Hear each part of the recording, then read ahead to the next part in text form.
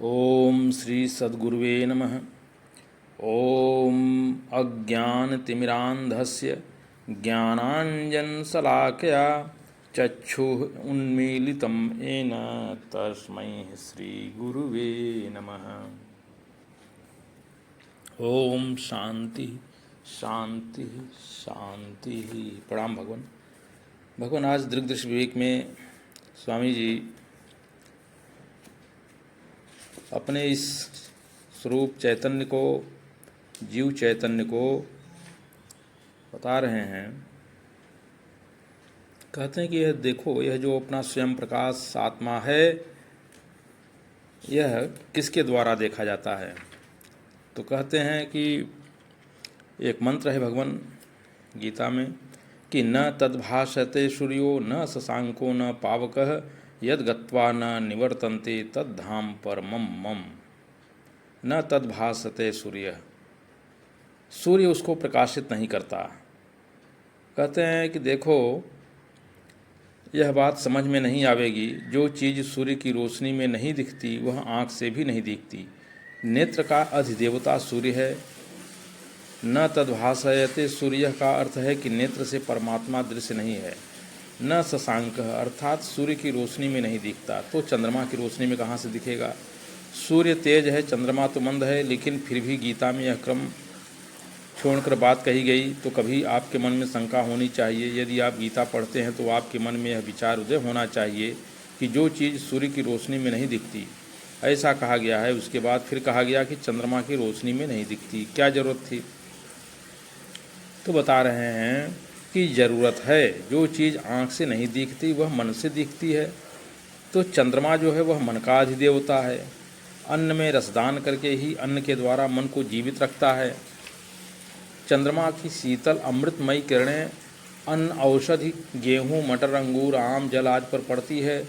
उनके द्वारा उसमें जो जीवन शक्ति आती है, चंद्रमा उस जीवन शक्ति के द्वारा मन को देखने का सामर्थ्य देता है।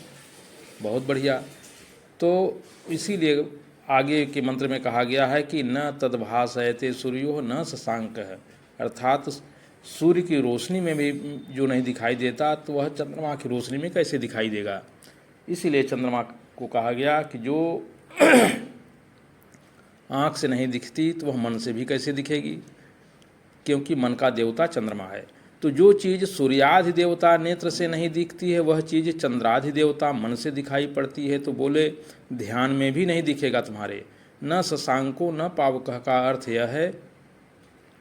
तो फिर आग कहने की क्या ज़रूरत पड़ गई। जो चीज़ आँख से भी नहीं दिखती और जो चीज़ मन से भी नहीं समझ सकते, तो समझो अंधेरा है। एक आदमी धमाधम करता हुआ वहाँ आया तो हम उसके पाँव की धमाधम से समझ गए कि यह कुबेर है कि यह वरुण है।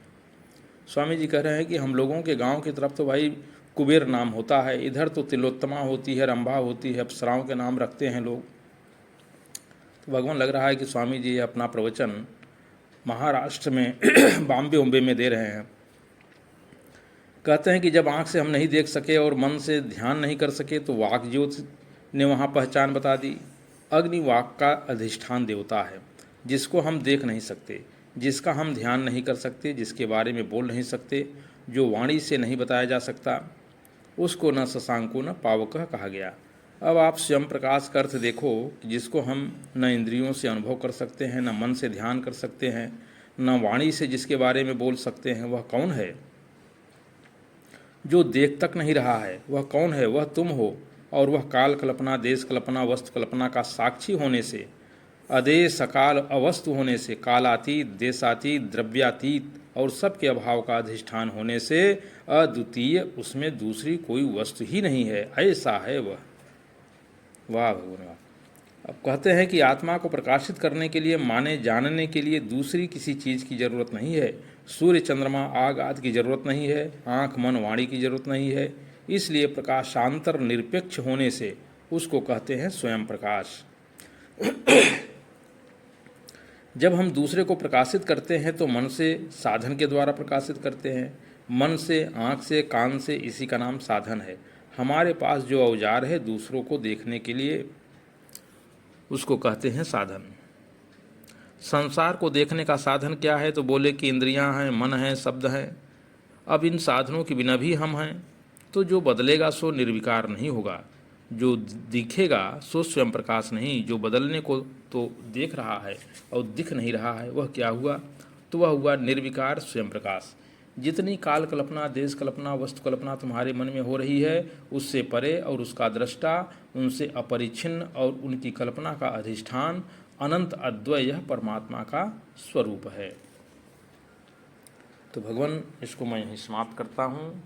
इसके आगे